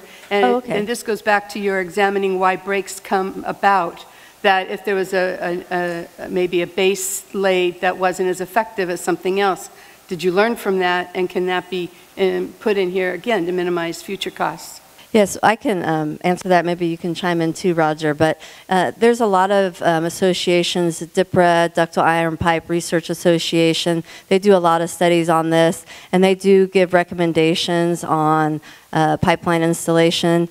They want you to bury the pipe a certain depth to deal with the traffic impacts, the load. They also recommend, specific pipe bedding, sand around the pipe to protect that pipe. They also DIPRA and all the PVC organizations, they do give recommendations on how much you can deflect that pipe at the joints to ensure that you keep that pipe as strong as possible. All right, just a little qualifier on that. I understand there are standards, But I also understand there are breaks in new pipes, and we have different soil types, and we have different loads that happen on these. So I'm talking about a step higher or further, that's all. Yeah, we will certainly look into, any additional studies that will help us improve the reduction of our breaks. We do look at where we put our saddles along the water main for our services to ensure that we're maintaining separation between our water services, because you do drill into that pipe, and it's important to have adequate spacing for that too.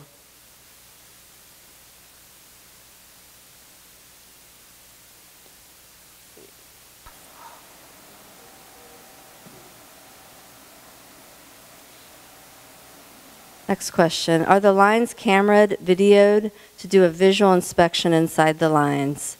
So typically this is something you do on a sewer line, on a non-pressurized system, but there is an inspection that is done on water mains as well. As far as what we plan to do on this, we will have an implementation plan for this study, and that implementation plan will identify areas where inspection will be required or is recommended. So we will be doing additional testing after this study.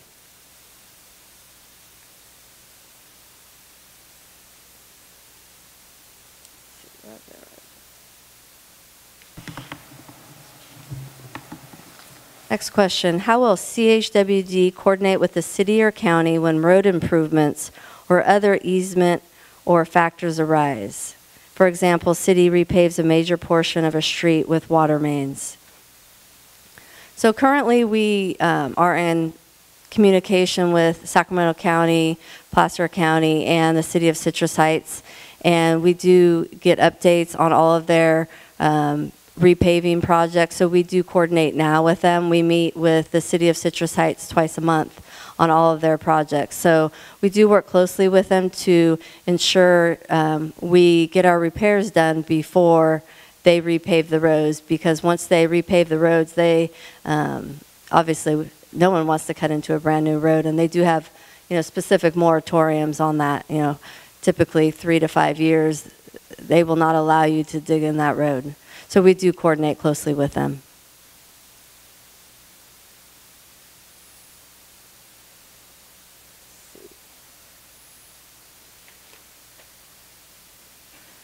All right, there's a couple questions on this one. First one, what are the most vulnerable parts after the creek crossings? So I'm sure everyone has probably a different opinion, but in my opinion, the water mains that are not in the roadway, water mains that are on people's properties, that run through people's backyards, where there could be structures now over the top of them, to me, those are the most vulnerable parts of our water mains. And those are generally the older portions of our water main, because our water main was there first, and then the subdivisions came in later. So those are generally the older water mains and possibly the most vulnerable. Question 2, 540 million funding will be gathered by ? That's a good question. That's to be determined. Well, that's, the whole part of this study is we are looking at how much of our water system we need to replace over a certain planning period. So we will be looking to the CAC to come up with different funding options on that. So I can't really answer that question right now, but that's, something we will be working together with to come up with that answer. And I believe this question is similar to the one I already answered, but what coordination is being done with other agencies to lessen impacts of repair, i.e. coordinating road work and pipe repair at the same time? So we do coordinate with those other agencies.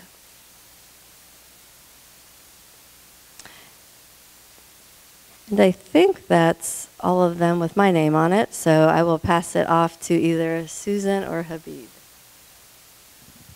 Thank you, Missy. So the first question that we have is, do you expect to continue the $20 million repair? So yes, as of right now, in our current financial model, we do have built in $2 million on average per year up through 2030. And then from there on, Habib will help us out in rebuilding the financial model to incorporate the Project 2030 and beyond.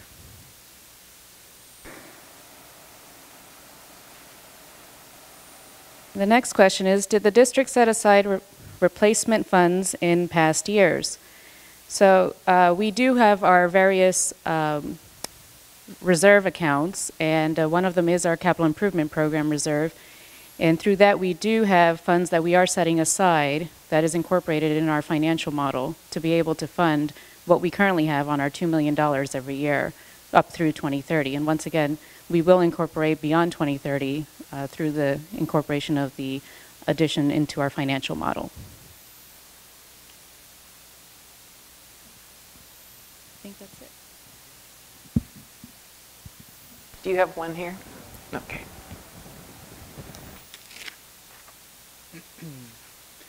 Question is, how will the district pay for these increases? Are there federal grants to help pay for pipe replacement? So there are a lot of grants, but typically not for repair and replacement. Most of the grants right now that are available are for recycle improvement, indirect potable reuse, things that are basically helping maintain California's water supplies. Repair and replacement is a more local type of obligation that typically you're probably not going to see many grants for, but you probably could potentially see some low interest loans, state loans that might be available at that point in time. But grants is very uncommon for that to be available.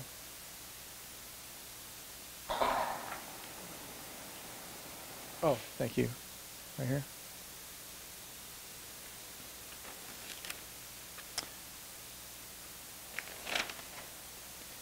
Next question. When pre-funding, is that money in an interest-bearing account? Where does it get invested? What kind of return? That's a good question. Yeah, if we decide to do pre-funding, yeah, it will be set aside. I would anticipate it will be its own separate account for water main replacement. Typically, where it would be invested, a lot of times something like that would be with LAIF, which is the Local Agency Investment Fund. That returns usually, I don't know, 2? Yeah, it's quite low, and of course, there's some history behind this. Orange County tried to be very creative back in the early 90s to outperform LAIF and perhaps more conservative investment vehicles, and got into big trouble and ended up bankrupt. And so there's been a lot of tightening of state law and regulations associated with where we can put our dollars.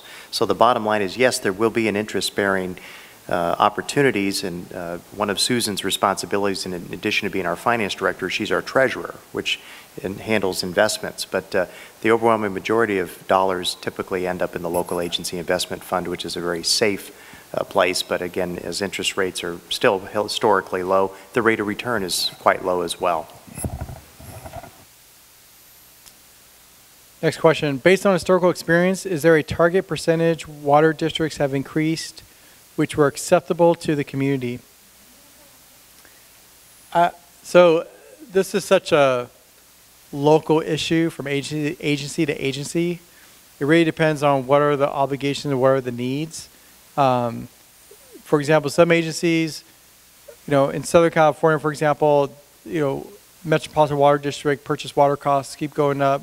Same with the County Water Authority. Those are pass-throughs. Those are amounts that increase quite a bit. Whether the amount of your capital plan, as I mentioned in my presentation, if you have a strong capital plan, then typically your revenue adjustments are going to be fairly low. What's palatable? I mean, it really depends on what needs to be funded and the customer's understanding of it. But if I would go in general, most time, customers are understandable when it's somewhere in around regards to like CPI. That's easy to move forward with. Not really many questions. Most customers understand that costs in general are going to be going up.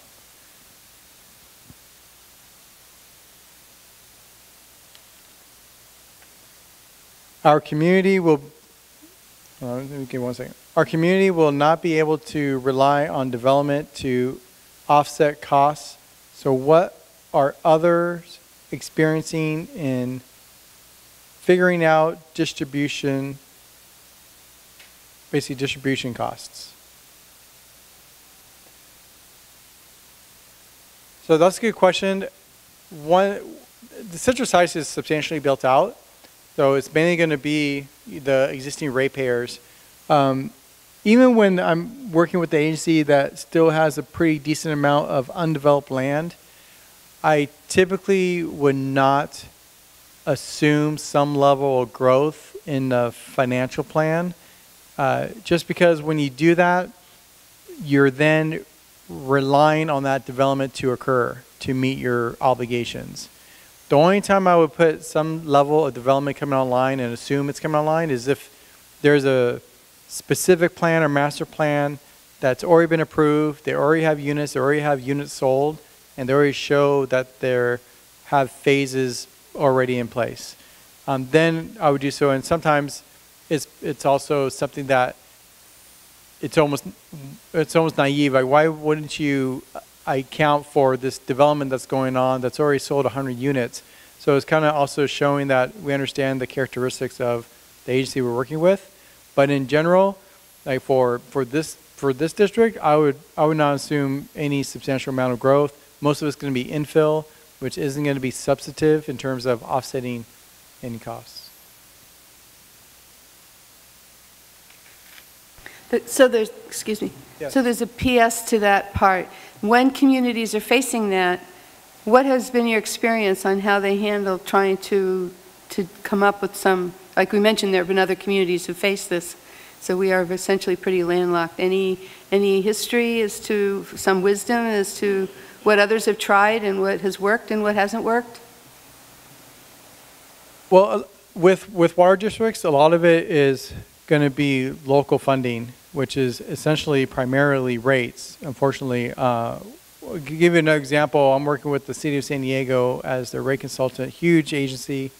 They have a pure water initiative that is like $400 million that's going to occur in 10 years. Very, very big. But they have some grant funding. They have a WIFIA loan that has a 2% interest rate on it, 1.8. But all of it is going to be funded through water and wastewater rates. So the way that they're being creative was by securing certain loans, low interest loans, and then also showing that over time, it's more of a selling part of it, that as we have more local control by having pure water and putting basically treated wastewater back into our basins, we're eventually going to limit the amount of cost incurred by not buying as much purchased water. So that's one way of being creative, but in terms of, in general, you're going to be looking at rates to be able to cover most of this cost, and what are some low interest rate loans that you could possibly get. Let me see. Will some of the property taxes the city will start receiving in 2022 be available to help fund Project 2030? I'm not aware of what is some new property tax revenue coming in 2022, but what I do know is property tax revenue of a city is not shared with independent water districts.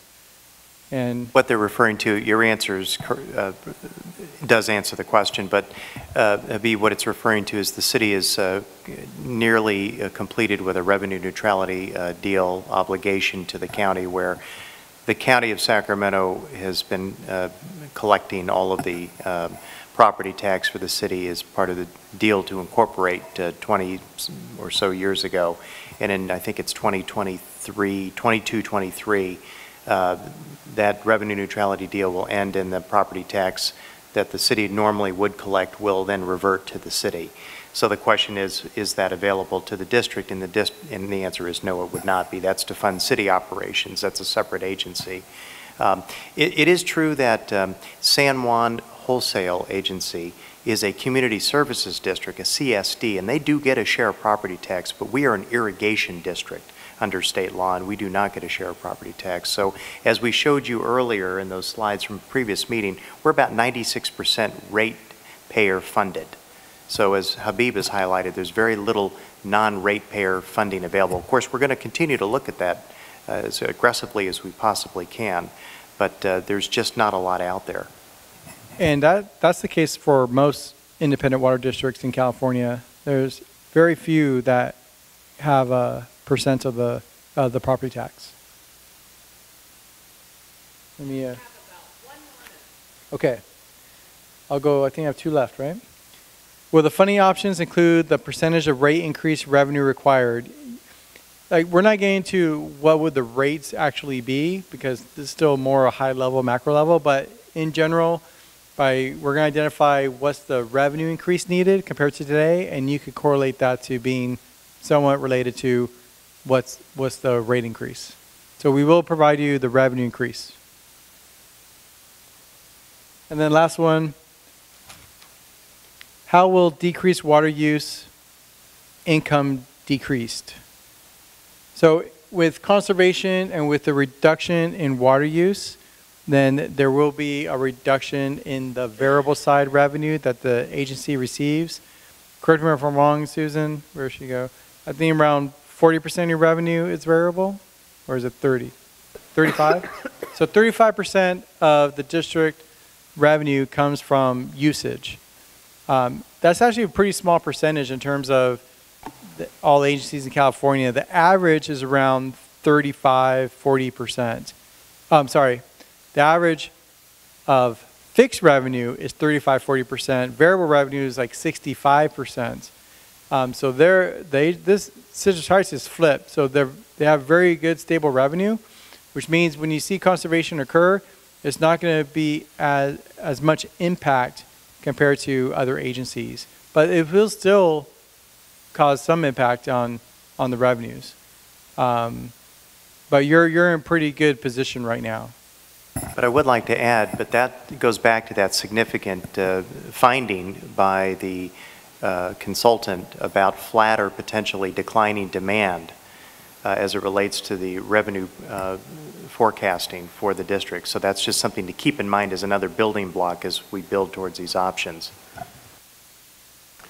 So with that concludes my Great. Q&A. Thank you.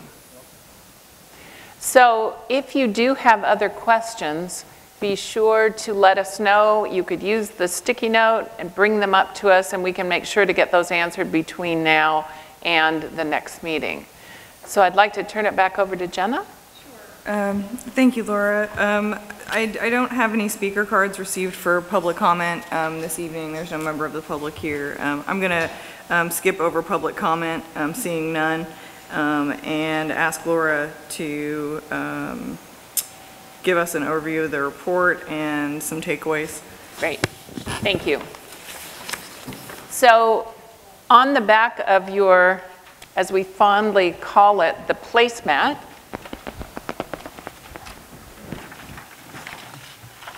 thank you. Again, we'll just refer to the upcoming CAC meetings, and so that you can see the content of what will take place in meetings 4, 5, 6, 7, and 8. Meeting 5 is as needed. So you'll see that the topics that will be coming up next are looking at up to 10 options for spending, up to 10 options for funding, and a combination of those up to 10 spending and funding alternatives.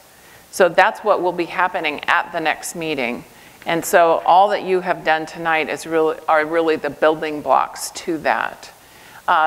Also, we want to be sure that you, if you want to go on the website, we're going to show the link again. Sure, and Laura, if I could just add while you're in this discussion, there have been a couple of meetings added in February. There's going to be a large amount of technical information in these next couple of meetings. I would really encourage you to make it a priority to attend these. It's not going to be as easy to catch up watching the video or going over some written materials. Just ask you to make it a priority to make it to those as we get closer to the end of this process. Thank you. Chris, the link? That would be chwd.org/customer-advisory-committee. And that's the link that you've always seen in all of your meetings. We just, again, want to reference it for you. So let's take an opportunity to hear from everyone as to what you are taking away from tonight. And then we will turn it back to Missy, and we will wrap it up.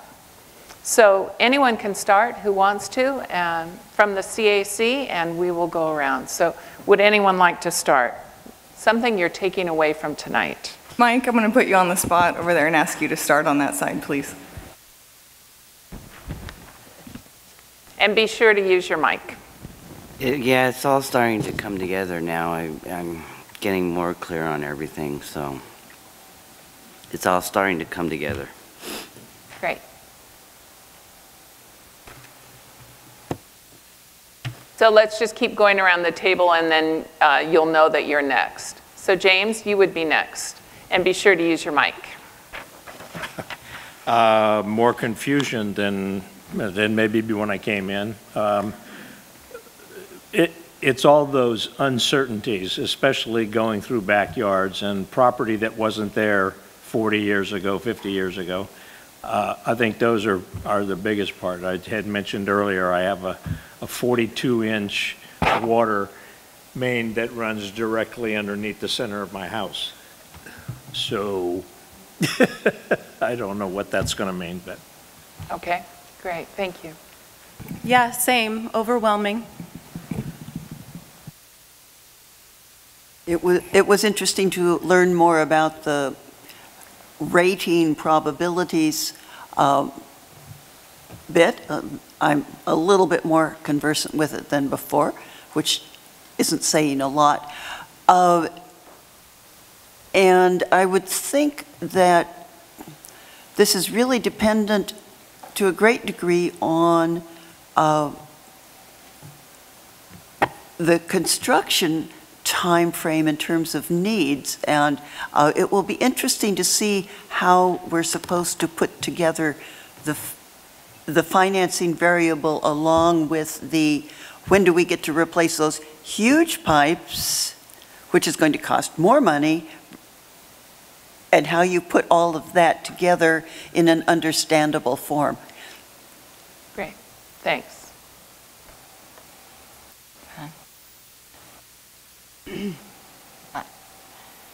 Definitely a lot of moving parts. And it'll be interesting to see how it develops. I'm getting the feeling, though, that we're all going to be impacted pretty significantly in our own pocketbooks. Looking forward to the financing piece. Be interesting.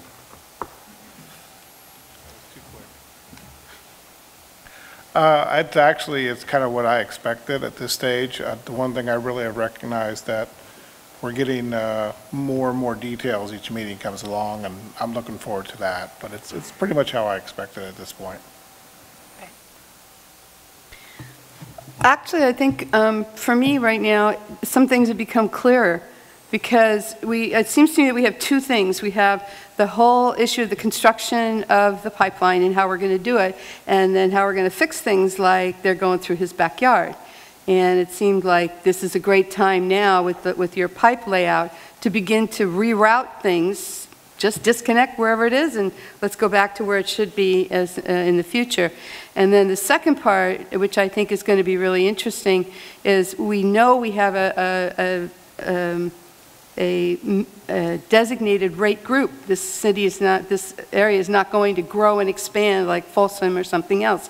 So how do you handle an aging population who are then going to be living on fixed incomes with what you know are going to be the rate increases? We know that. And then how to distribute that farther down the road so that this group is not paying for all of it. So I think the more you've defined what your issue is, you've really laid out some stuff that I think we're just going to be filling in how much debt we want and how much stuff, because I think you pretty much gave us the pros and cons on it, and it's pretty significant and clear, actually. Thank you. I don't really have a whole heck of a lot to add to what's already been said.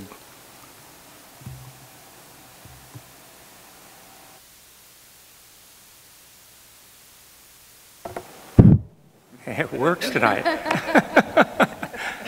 Well, I was really wondering how we were going to come up with when and how these pipes were going to be replaced. And when I got this report and looked at the methodology, it really fascinated me. I reread it probably 4 or 5 times, and the LOF, COF, the weighting, all that kind of stuff. I didn't expect anything like that, and it's pretty impressive. It really gives us a good idea, a real good foundation of how that's going to be done. I would like to ask for one thing. It would be nice to get this information a little bit sooner. I've talked to several people this evening that literally didn't have a chance. You know, they're working hard. They didn't have a chance to look at it. Fortunately, I did, and I have the time at this point in my life where I can do that. But a little bit earlier would be really nice, because it's starting to get pretty complicated, especially for, you know, the slower folks, meaning myself. But if you could do that, it'd be nice. Thank you. One last thing, the finance gentleman, is there any possibility of getting the what you used up there, that information that you put on your presentation with? Is there any possibility of getting that email to us? If I may chime in, sir, Doug. Oh, I'm sorry. As with past meetings, we will be providing all the presentation materials on the website as soon as feasible. So following this meeting, we'll be putting it onto our website, and so it will be available. So everything that he did tonight will be on the website. I don't remember that happening before, anything that specific or lengthy that we hadn't gotten before the meeting. So that's why I thought I'd ask. Yes, we most definitely will have it available on the website, and I'll be sure to send you. I best need to learn how to get on the website. If I could just chime in, we're going to get the videos up quicker too. And what we'll do is we will send out one of our broadcast emails when these items have been posted, so that you have an alert essentially that they have been posted. It would be nice. It didn't matter in the past. Yeah, but this is starting to getting into the meat get pretty now. complicated. And I know I could use a little more time. So. Yeah, Technical Memorandum 3 was definitely pretty chunky. It was fascinating. Yeah. I have to say, I read it over and over and over, and there's some really good stuff in there. Yeah. But it took a long time to really understand. And to your the point, weighting it could even use a second read. And yeah, I understand. Anyway, okay, thanks. Duly noted, and again, we'll continue to fine tune some of those thanks. issues. Yeah. Hi, Javed Siddiqui. I look forward to the spending and the funding options and the different alternatives in the next meeting. Thank you. Is that on still? I guess it's on. Yeah. I didn't get to introduce myself, but I'm Andrew Johnson. I'm a customer of Citrus Heights Water District in the area since 1999. And when I'm taking away from here, I'm an electrical engineer, and so this is about water. We usually try not to mix the two. And I found interesting that there's an irrigation district we are, and that kind of makes sense that it's Orangeville. The oranges needed to be irrigated. So if we look at other districts, how do we compare? Do we compare to irrigation districts or whatnot? Taxes was mentioned, and it's interesting to see what we can get from proceeds in taxes, and that was covered. The other thing is the life expectancy versus the survival probability. I was mentioning to my group, I have a Suburban GMC 1999 with about 260,000 miles on it. And so the life expectancy would have been like thrown away a long time ago. In that respect, looking at these pipes, and I heard what causes them to fail and some of the root causes, and I would like to dig into more of that to see if you can just sort of monitor some of these segments and consider the cost of repair of those likelihoods in different segments. So the entire district's probably not built exactly the same way. There's different pipes, and probably within those pipes, I saw you had some risk analysis sheets. If those are available, I'd like to look at that to get a background. But I've just the first few hours here, I've learned a tremendous amount. A bunch of smart people know much more about water, certainly, than I do. And but from an engineering perspective, I'd like to see what those decisions are aligned against. Thanks.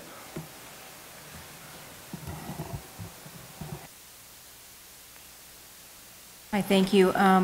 Yeah, I think it's been a very informative meeting. That's what I'm taking away from it. And more and more information is being filled in with the blanks, and I'm looking forward to the financing portion. Yeah, it's been very informative, and I'm taking away a lot of little things that I can kind of play around in my head and come up with fun little ideas and hopefully have some additional things to contribute here. Thanks. Yeah, it's a lot to take in, and it's I'm appreciative of the amount of work and effort that's required to do this, and the fact that we are doing this now rather than waiting.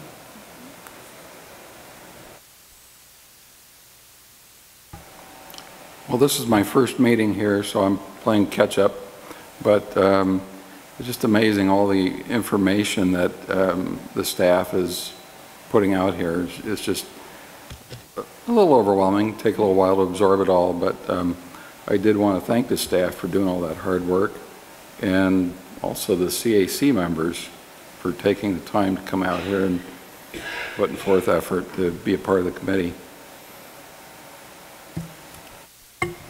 So I guess my takeaway is now that we're learning the nuts and bolts of, you know, how people are going to pay for this, and the fact that yes, we are going to have to pay for it, and that's us as ratepayers and the number of ways that it needs to be funded, but how we're going to present that to people on social media, how we're going to get the public behind this, and when we're going to start that process, because I was hoping to see some people here today based on the amount of people that were complaining on Nextdoor and social media about the rates in Citrus Heights, as we probably all have once or twice.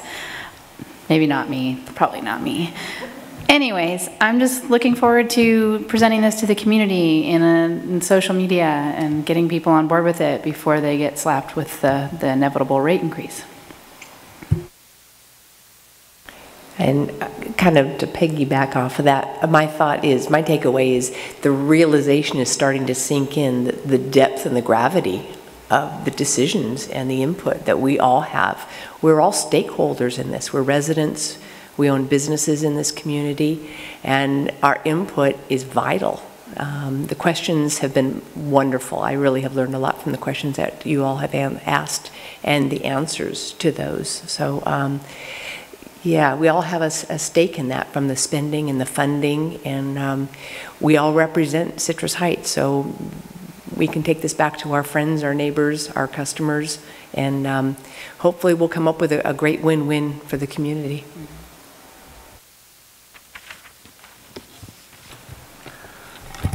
Well, my take on this tonight is that this seems to be scarier than the movie Jaws. All right, but I said if we don't look at this and see where we're going, then we will end up on the wrong side of Jaws. So I think we're going the right track, and we get this information and we can solve these problems. As you may or may not know, I'm sitting in for Wes Irvin, who has another project over in Santa Rosa with their redevelopment. So he and I chair the Citrus Heights Chamber Economic Development Committee. And so Wes had asked me just to sit in on his behalf and take notes. I've been a long-time ratepayer, almost 35 years with the district. I bragged to a couple of you, the best water in the world. I've had opportunity to travel to many places in the world, and people come here, and it's like, wow, you guys got great water. It's like, yeah, we really got great water. So I applaud all that provide it. Looking forward to seeing what's to come, what's going to be the viable options, and what are going to be the decisions made, and then it affects our children and our grandchildren. So anyway, thank you all for being here, and I appreciate you allowing me to sit in. I want to thank all of you for volunteering your time for this effort and taking time out of your schedule around the holidays especially to attend this meeting, to bring all of your individual areas of expertise to this public meeting. I'm thankful for staff and the great presentations, lots of visuals and pictures. Keep bringing it on. It really helps me understand how the system works. So thank you for your hard work on the presentation materials especially. All right, thank you all. Just to kind of wrap up this meeting, I'd like just to do a summary of what we spoke about tonight. So some main replacement findings and costs summary. Transmission mains are most vulnerable and failure consequences, are significant. Bullet 2, the pace of main replacement will increase from current practice. We're currently spending about $2 million a year, and then what we presented was a much higher pace than that. Bullet 3, trade-off between pace of main replacement and risk of increasing pipe failures. And then what Habib covered under basic financial considerations, there's several items I'd like to highlight. One is various options are available to fund projects, which we will be presenting in the February CAC meeting. And then revenue increases are dependent on pace of main replacement. And then obviously the ultimate goal is to provide multiple viable options for you, the CAC, to consider, so we can, give you, say, 8 to 10 options, and then you as a CAC, along with staff recommendations, can try to pare that down to 4 viable options, and then ultimately 2 for market research. So with that, that is the summary of tonight's meeting, and I'll pass it back to Jenna. Thank you very much, Missy. On your table tonight, you have your placemat with all of our beautiful pictures, and on the back has the new schedule for meetings. If you want to make a note in your phone of those new meetings in February that have been added, and just verify that you have the other ones on your calendar, I'd appreciate that. That concludes our meeting this evening. I'll adjourn the meeting at 9:21. Thank you. Is it okay to take this? Yeah, please take it home.